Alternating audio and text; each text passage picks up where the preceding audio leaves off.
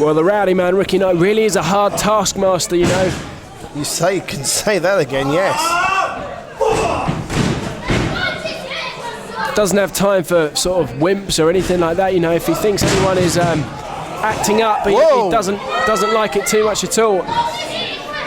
And Zach Zodiac there sleeping Mark Sloan, falling right through the ropes. And I don't like the look of this for Mark Sloan. Zach Zodiac saying to him, come back. Oh, look at that. Zach being sporting, Ricky Knight saying, you're going to do no such thing, son. Zach Zodiac now, baseball slide, didn't catch Mark Sloan, he managed to slide in himself. Well, Sloan's a wily veteran, he saw exactly what was coming. And now he's... now he does what Zach was trying to do originally. Returning the favour, you know? Zach catching him with a shoulder to the gut, I should say. Well, that wasn't the most sporting thing he's ever done. Maybe his father's words are having an effect. And again, Ricky Knight, just telling him to cover him, don't muck around with all this flippy-floppy stuff is basically what he's saying. But Zach Zodiac, cruiserweight, he's a high flyer, this is what he does. I've got to be honest, Dean. Did you see that? Ricky Knight tried to put Zach Zodiac's feet on the ropes for added leverage. I didn't see that, no, but it sounds like something Ricky Knight would do. Only a two there. It nearly backfired on Zach Zodiac as Mark Sloan with a quick schoolboy roller. And a huge clothesline turns Zodiac inside out.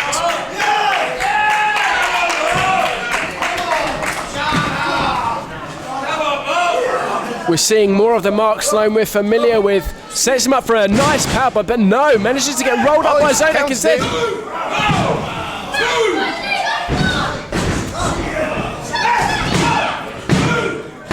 But Ricky Knight holds on, and I don't think Zach Zodiac's totally unaware that his father just held Sloan down on the mat.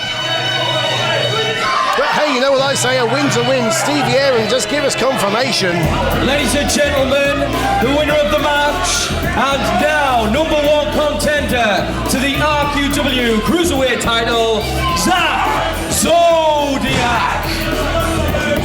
Zach's looking so angry at his dad right now. I think he's twigged because either Mark Sloan or one of the ringsiders has told him what happened. Zach wasn't doing too badly, you know, he was doing well in this match. He didn't need Ricky Knight to interfere, but, you know, he just couldn't keep his nose out. And look at this, Zach Zodiac wants to apologise and Mark Sloan wants nothing of it. Oh no, he does now. Begrudgingly shaking his hand there, Dean. And Ricky Knight, man, talk about a pushy dad. He's just telling Zach, get back out. Don't celebrate with the fans, just get out there. All that matters to Ricky Knight is the big tick in the win column. Well, I just heard him say, you won, didn't you? You won. Well, that is a most peculiar dynamic. And that's one family arrangement that's certainly not going to work, I think. Who's this, Steve? Oh, here's Ross Jordan, laughing his head off at Mark Sloan. He wants the microphone. Saying he lost to a kid in a mask. Oh, Mark, things have gone downhill for you since you pinned me, man. I mean, last month, right, you lost to Sticks, and now you just got beaten by a kid wearing a mask. There's nothing wrong with losing to Sticks. Let's be fair, man, let's be fair. Apart from the bad clothing and the even worse haircut, man, you really, really suck. Whoa, here comes Spud! Throws Jordan in the ring. Ross Jordan receiving boots. Is this going to be? Yes, it is! Tomorrow driver. Spud just threw Jordan into the lion's den. You don't want to throw someone in the ring with an angry Mark Sloan. The fans say one more time, and I believe Sloan will deliver. Oh, no, he doesn't. Mark Sloan and Spud shook hands there. Is that going to be a sign of the times? Russ, you seem to have all the nuts in the world to come out here. and try and belittle someone like the specialist Mark Sloan, much like you tried to belittle me.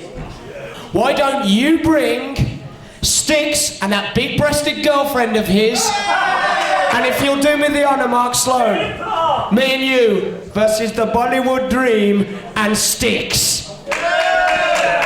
Well, there's a challenge.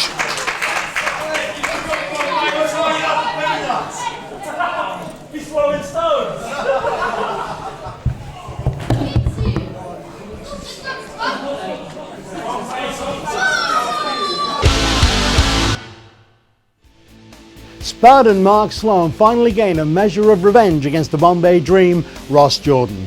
And on March the 9th in Northfleet, Spud and the Specialist will face Jordan and the heavyweight House of Pain Styx in a tag match. Don't forget though that Zach Zodiac remains the #1 contender for the RQW Cruiserweight Championship, even if it was with the unwanted help of his father, Rowdy Ricky Knight. You share the passion, you share the excitement, you share the yearning to participate, but you don't share the skills or experience. All the wrestlers you see here are highly trained athletes. You are not. Please do not try this at home.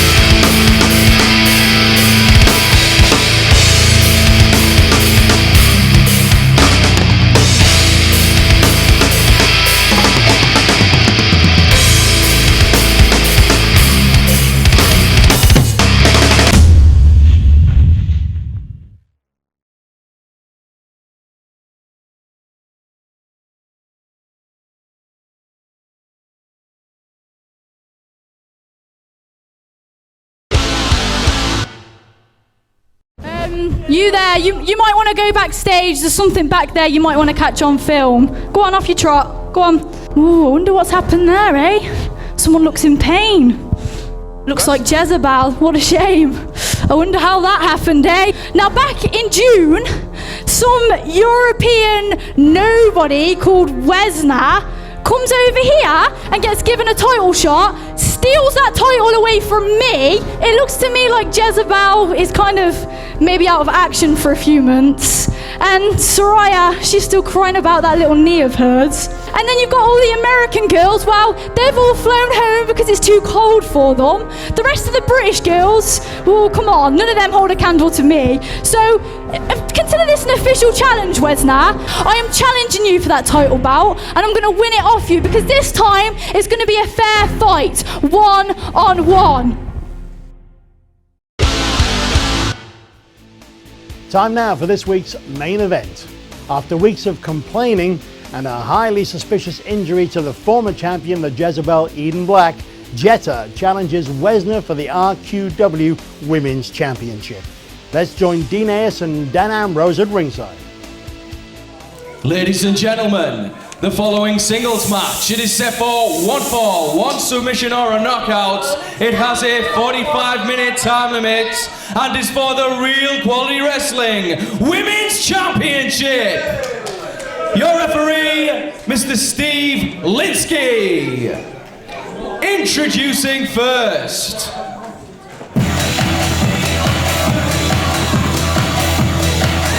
And here comes Coventry's loudest.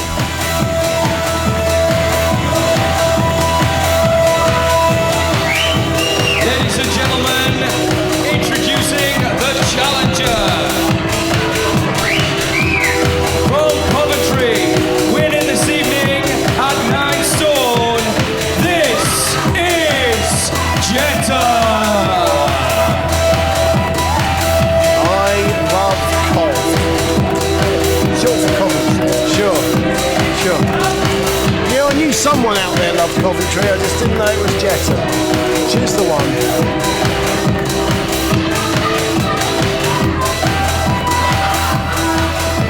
You ever been to Coventry, Amber? I haven't, no. I've been quite lucky. I've always managed to avoid it. So many ring roads you get dizzy. You have to roll a 6 to start. It's a nightmare.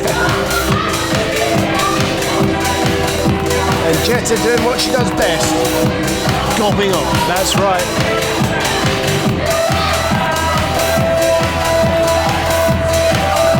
She must use up so much energy just berating the crowd on her ring entrance. Indeed she does, and she's now asking for Stevie Aaron to be a gentleman and hold those ropes open.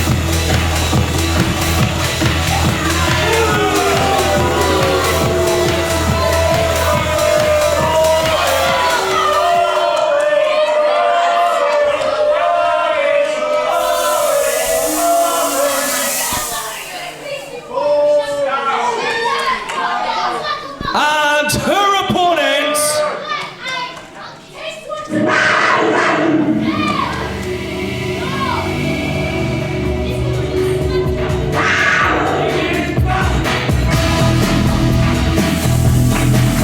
fighting out of Berlin, Germany, winning this evening at 10 stone 3. Ladies and gentlemen, she is the current reigning and defending Real Quality Wrestling Women's Champion. This is Wesner!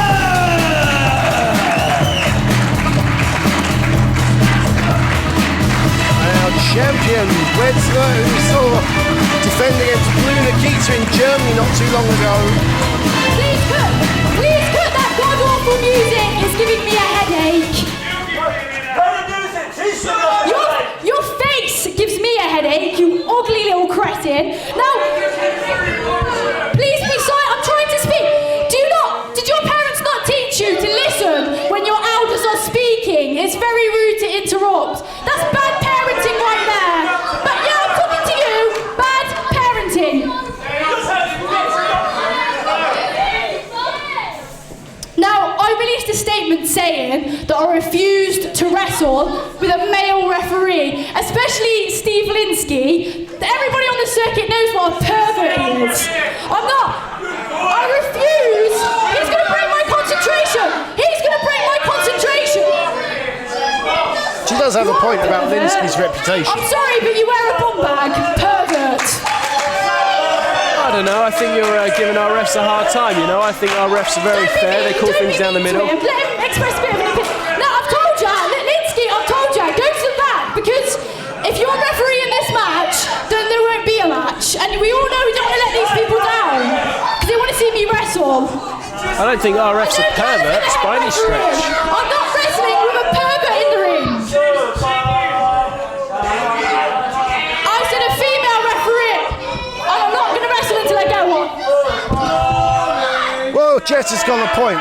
You don't know what might happen with Linsky. Oh, come on now. You're giving the guy a hard time. Theoretically.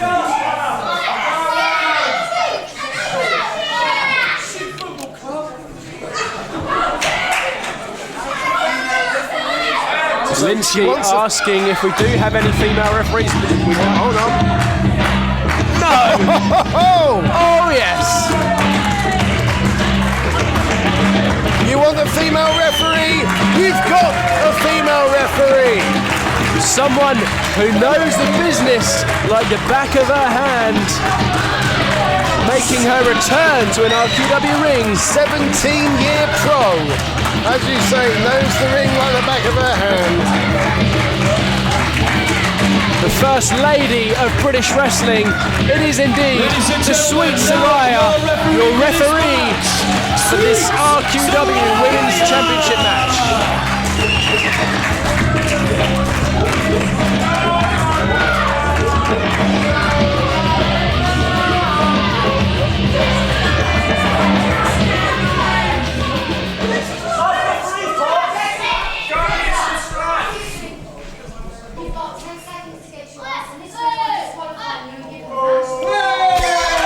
Well, there you go. Well, there's an ultimatum. The Certainly. 10 seconds to get in the ring.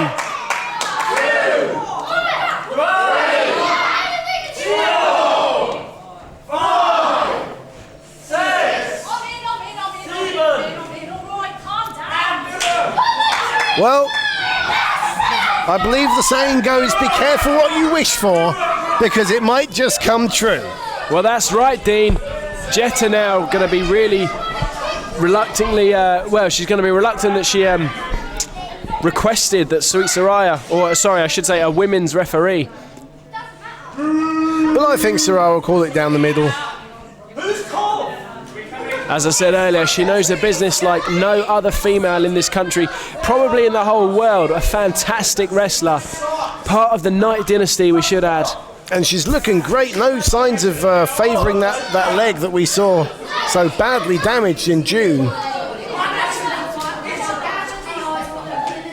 Saraya just going over the rules now, clarifying so that both girls don't have any excuses. When I tell you to break, you break. Do you understand it? Have I ever eyeglasses or used the brakes? Yes. I don't think she has. I can't remember. Do you understand? Selective memory, eh, Dean? No, it's Sweet Saraya. I say telling the rules to the girls. She's really just telling one girl. Yeah. She knows what Jetta's like.